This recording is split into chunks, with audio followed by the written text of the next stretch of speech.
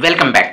Polytechnic diploma పూర్తి చేసిన విద్యార్థులకు దేశంలోనే ప్రతిష్టాత్మక ఇన్స్టిట్యూట్స్ అయినటువంటి ఇండియన్ ఇన్స్టిట్యూట్ ఆఫ్ టెక్నాలజీస్ అదే ఐఐటిలో ప్రవేశం. మీరు విన్నది అక్షరాల నిజం.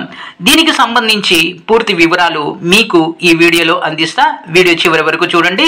మీరు కనుక మొదటిసారి నా ఈ ఛానల్ చూస్తున్నట్లయితే సబ్స్క్రైబ్ చేసుకొని ప్రక్కనే ఉన్న బెల్ ఐకాన్ని ప్రెస్ చేస్తాం, మర్చిపోవద్దు.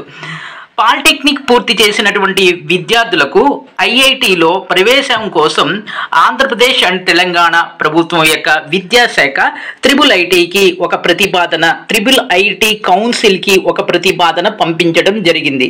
దీని వివరాలు ఏంటంటే, ఎవరైతే తెలుగు రాష్ట్రాల్లో పాలిటెక్నిక్ డిప్లొమా పూర్తి చేస్తారో, ఈ పాలిటెక్నిక్ డిప్లొమా ఏ బ్రాంచ్ అయినప్పటికీ కూడా పూర్తి చేసినటువంటి విద్యార్థులకు వీళ్ళు ఈ ఐఐటిలో డైరెక్ట్ అడ్మిషన్స్ కల్పించవలసినదిగా ప్రతిపాదించడం జరిగింది. యాక్చువల్లీగా ఐఐటిలో అడ్మిషన్ పొందాలి అంటే ఇంటర్మీడియట్ తర్వాత IIT JEE mains and JEE advance qualify అవ్వాలి. క్వాలిఫైతో పాటుగా కట్ ఆఫ్ మార్క్స్ ఉంటాయి. అబోవ్ కట్ ఆఫ్ మార్క్స్ వస్తే దేశంలో ఉన్నటువంటి ప్రెస్టీజియస్ ఇంజనీరింగ్ ఇన్స్టిట్యూట్స్ అయినటువంటి ఐఐటిలో అడ్మిషన్స్ పొందవచ్చు. కానీ తెలుగు రాష్ట్రాల యొక్క ఉన్నత విద్యామండలి ఈ ఐఐటి కౌన్సిల్కి ఈ రకమైనటువంటి సిఫారసు చేయడం జరిగింది.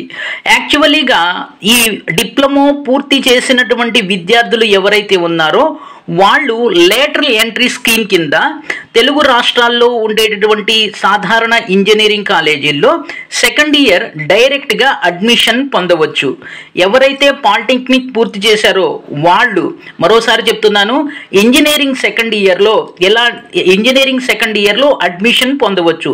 దీనికోసం ఈ పాలిటెక్నిక్ పూర్తి చేసినటువంటి విద్యార్థులు ఈసెట్ అనేటటువంటి కామన్ ఎంట్రన్స్ టెస్ట్ ఎగ్జామ్ రాయవలసి ఉంటుంది.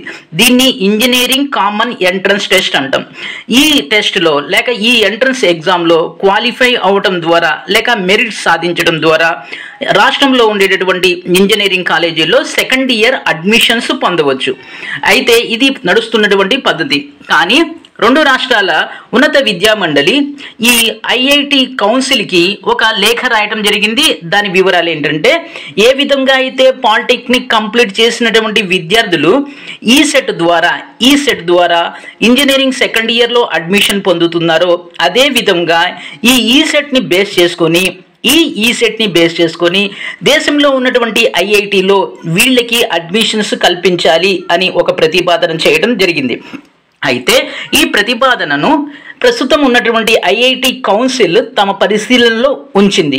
దీని మీద ఐఐటి కౌన్సిల్ చర్చించిన తర్వాత దీనికి సంబంధించినటువంటి యాక్సెప్ట్ ఆర్ రిజెక్ట్ ఏదైనప్పటికీ కూడా, ఒకవేళ ఈ ప్రతిపాదనని యాక్సెప్ట్ చేయవలసి వస్తే దాన్ని హెచ్ఆర్డి, సెంట్రల్ గవర్నమెంట్ యొక్క హెచ్ఆర్డికి పంపించవలసి ఉంటుంది.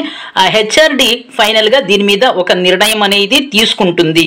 అయితే ప్రస్తుతం ఈ విద్యా సంవత్సరానికి ఇలాంటి పద్ధతి ఏమీ లేదు.